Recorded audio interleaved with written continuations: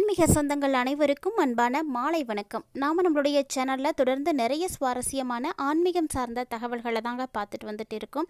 அதில் இன்றைக்கி என்ன நம்ம பார்க்க போகிறோம்னா, வரக்கூடிய செப்டம்பர் 7ஆம் தேதி அப்படி என்ன சிறப்பு அப்படின்னு பார்த்தீங்கன்னா, வானத்தில் எப்போவதாவது ஏற்படக்கூடிய ஒரு அரிய வகை நிகழ்வாக நிகழக்கூடிய கிரகணம் தாங்க ஏற்படுது. ஸோ செப்டம்பர் 7ஆம் தேதி அன்றைக்கி நிகழக்கூடிய கிரகணம் பார்த்தீங்கன்னா சந்திர கிரகணம். இந்த கிரகணம் இந்தியாவில் இந்த தடவை தெரியும். ஸோ கண்டிப்பாக சூதகாலம் இருக்குது. அதனால் நம்ம என்னென்ன விஷயங்களை முறைப்படி ஃபாலோ பண்ணுமோ அதெல்லாம் கண்டிப்பாக எடுத்துக்கணும். பொதுவாக பார்த்திங்கன்னா, ஒரு சில ராசிக்காரர்களுக்கு இந்த கிரகணங்களானது ஏற்படும் பொழுது நல்ல மாற்றங்கள் இருக்கும். அந்த வரிசையில் ரிஷபராசினியர்களும் ஒருவராக தான் இருக்கீங்க. ஸோ நீங்களும் அதிர்ஷ்டகரமான வாய்ப்புகளை மட்டுமே பெற போகிறீங்க. இருந்தாலுமே கூட இந்த கிரகணத்தின் பொழுது ஏற்படக்கூடிய பாதிப்புகள் எப்படி இருக்கும், என்னென்ன விஷயங்களில் யாரெல்லாம் கவனமாக இருக்கணும், எந்தெந்த ராசிக்காரங்க முதல்ல கவனமாக இருக்கணும் அப்படின்றதெல்லாம் கண்டிப்பாக நீங்கள் தெரிஞ்சுக்கிட்டே ஆகணும். அந்த மாதிரி விஷயங்களை தாண்டி உங்களுடைய சுய ஜாதகத்தில் கிரகண தோஷத்தின் மூலமாக ஏற்படக்கூடிய பாதிப்புகள் இருக்கா அப்படின்றதையும் நீங்கள் கண்டிப்பாக தெரிஞ்சுக்கணும். அப்படி ஒருவேளை உங்களுடைய சுய ஜாதகத்தை நீங்கள் பார்க்கணும் அப்படின்னு ஆசைப்பட்டீங்கன்னா, மறக்காமல் ஸ்க்ரீனில் தெரியக்கூடிய இந்த வாட்ஸ்அப் நம்பரை காண்டாக்ட் பண்ணிக்கோங்க. உங்களுக்கான பலன்களை நீங்கள் தெரிஞ்சுக்கோங்க.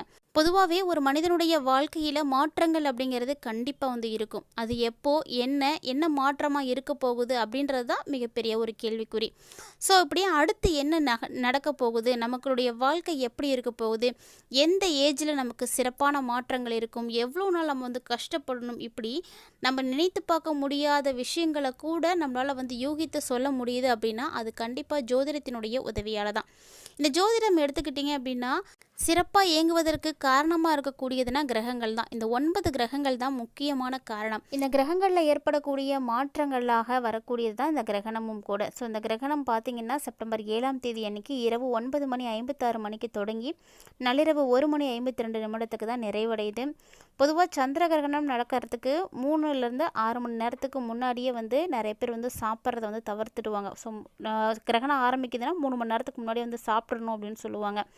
அது மட்டும் இல்லாமல் ஃப்ரிட்ஜில் கூட எதுவுமே எடுத்து வைக்கவே மாட்டாங்க.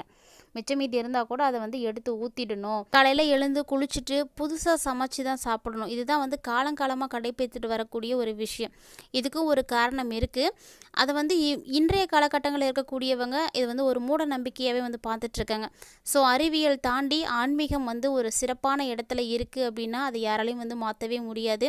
நம்மளுடைய வாழ்க்கையில் அறிவியல் வளர்ச்சியடைய ஆன்மீகமும் வளர்ந்துக்கிட்டே தான் இருக்குது. ஸோ ஆன்மீகத்தில் இருக்கக்கூடிய நம்பிக்கை கண்டிப்பாக ஒவ்வொருவருடைய வாழ்க்கையும் மாற்றி அமைத்து கொடுக்குது.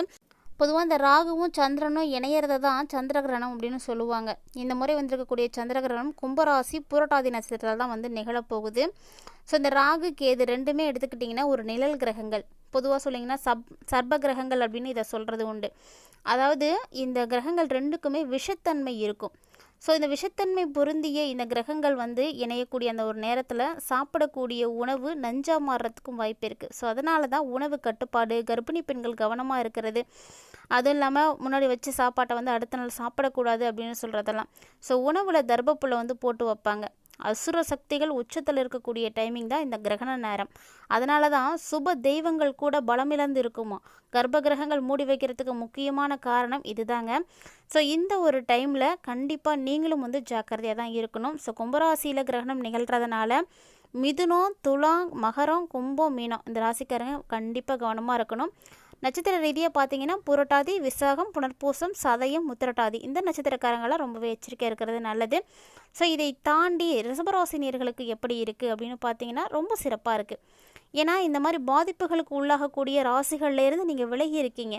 ரொம்ப நல்ல மாற்றங்கள் தான் உங்களுக்கு ஏற்பட போகுது. அப்படி என்ன விஷயங்கள்லாம் உங்களுக்கு நடக்க போகுது, என்னென்ன விஷயங்கள் நீங்கள் கவனமாக இருக்கணும் அப்படிங்கிறத பொறுத்து இந்த டைம் உங்களுக்கு என்ன மாற்றத்தை கொடுக்க போகுது எல்லாத்தையுமே நம்ம தொடர்ந்து பார்த்து தெரிஞ்சுக்கலாம். அதுக்கு முன்னாடி நீங்களும் நம்ம சேனலை சப்ஸ்கிரைப் பண்ணாமல் இருக்கீங்கன்னா மறக்காமல் சேனலை சப்ஸ்கிரைப் பண்ணிக்கோங்க. கூடவே பக்கத்தில் இருக்கிற பெல் சிம்பிளையும் கிளிக் பண்ணிக்கோங்க.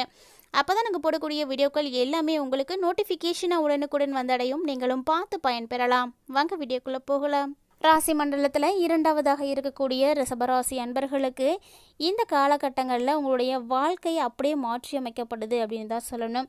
ஸோ ரொம்ப நாளாக பட்ட கஷ்டங்களுக்கு பலன் கிடைக்கக்கூடிய ஒரு தருணம். செப்டம்பர் மாதம் உங்களுக்கு ஒரு அடித்தளமாக இருக்கும். இந்த மாதத்தில் நீங்கள் அடுத்தடுத்த நிகழ்வுகள் என்ன செய்யணும் அப்படின்றத சரியாக திட்டமிடலாம்.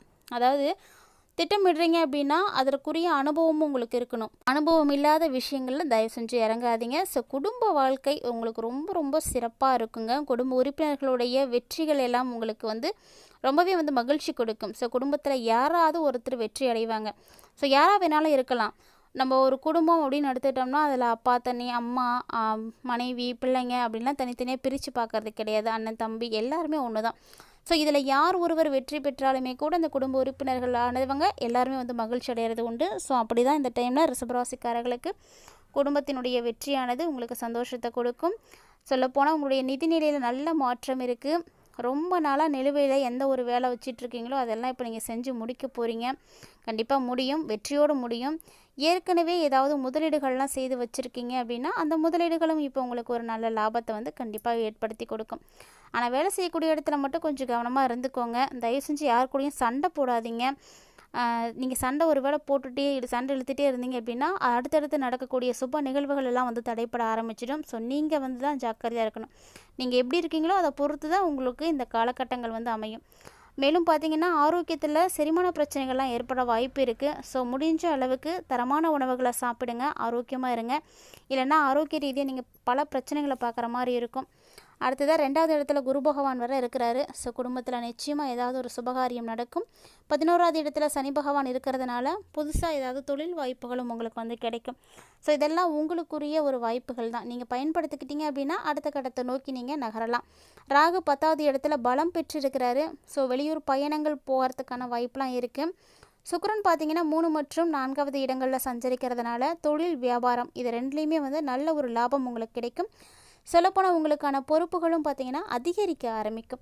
முன்னாடி இருந்ததை விட இப்போ இன்னுமே வந்து உங்களுக்கு சுமையானது அதிகரித்த மாதிரி தான். ஆனால் எல்லாமே கொஞ்சம் காலம்தான். செப்டம்பர் 14ஆம் தேதிக்கு அப்புறமா செவ்வாய் 6வது இடத்துக்கு வந்து போயிடுவார். ஸோ தொழில் போட்டிகள் எவ்வளவு இருந்தாலும் எல்லாம் குறையும். ஸோ உங்களை இனிமேட்டுக்கு எடுத்து போட்டியெல்லாம் போட முடியாது அப்படின்னு சொல்லி எல்லாருமே பின்வாங்க ஆரம்பிச்சிடுவாங்க. எதிரிகள் யார் இருந்தாலுமே இப்போ உங்களை விட்டு விலக போக ஒரு நேரம். சகோதரர்களுக்குள்ளே உங்களுக்கு இருக்கக்கூடிய அன்பு, பாசம் எல்லாமே அதிகரிக்கும். கண்டிப்பாக உங்களுடைய மனசில் ஏதாவது ஒரு மாற்றம் ஏற்படும். இனி வந்து நம்ம சண்டை போடக்கூடாது, சேர்ந்து இருக்கணும் அப்படின்ற மாதிரியான எண்ணங்கள் எல்லாம் உருவாக ஆரம்பிச்சிடும். 15ஆம் தேதி வரைக்குமே புதன் வந்து உங்களுக்கு பலமாக தான் இருக்கிறாரு. அதாவது 4வது இடத்துல பலம் பெற்று வலம் வரதுனால புத்தி கூர்மையானது இருக்கும். ஸோ புத்தி கூர்மையால் நீங்கள் எல்லா விஷயத்தையும் வந்து சாதித்து காட்டுவீங்க. அது மட்டும் இல்லைங்க, பங்குச்சந்தை முதலீடுகள் மூலமாகவும் நல்ல ஒரு லாபம் வந்து இருக்குது. மேலும் இந்த மாதம் சூரியன் 4, 5 இந்த இடங்களில் பலவீனப்படுறாரு. அதனால் அரசாங்க ரீதியாக பல பிரச்சனைகள் உங்களுக்கு வரலாம். அதனால் கவர்மெண்ட் விஷயங்களை பொறுத்த வரைக்கும் நீங்கள் அதிகமாக எதுவும் தலையிடாதீங்க. அரசாங்கத்துக்கு புறம்பாக செய்யக்கூடிய எந்த ஒரு விஷயங்களையும் நீங்கள் செய்யாமல் இருக்கிறதும் உங்களுக்கு ரொம்பவே நல்லது தான். அது மட்டும் இல்லாமல் இந்த காலகட்டங்களில் மறைமுகமான எதிர்ப்புகள் எல்லாம் உங்களுக்கு வரும். அதாவது அரசாங்க ரீதியாக வேறு யார் மூலியமாவது ஏதாவது ஒரு வழியில் உங்களுக்கு ப்ரெஷர் இருந்துக்கிட்டே இருக்கும். ஸோ அதெல்லாம் உங்களை பெருசாக பாதிக்காமல் இருக்கிறதுக்கு நீங்கள் கொஞ்சம் கவனமாகவே இருந்துக்கோங்க.